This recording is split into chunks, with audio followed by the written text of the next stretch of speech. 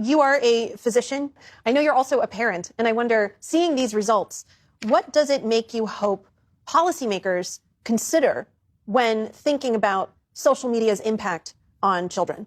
I think one really important thing for policymakers to know is that technically the minimum age requirement for social media is 13 years, but this study essentially represented underage use of social media. And we found that even among 11 to 12-year-olds, over 2/3 had social media accounts, and on average, they had 3 or more different accounts. So these are all kids who had to put in fake dates of birth in order to get access to these sites. And I think it's just a reminder that there's not really robust age verification. So any kid, no matter their age, as long as they can put in a fake date of birth, currently is able to very easily access these sites. And many of the kids did report that they had secret accounts that their parents didn't know about. So I think one thing for policymakers to really understand is that the landscape right now is very easy for kids to get on, and there aren't very strong securities for privacy and protection for kids. That's such a fascinating ancillary piece of information that you found in looking at this data. I do want to ask, though, what is your advice for parents with the understanding that this data brings us to?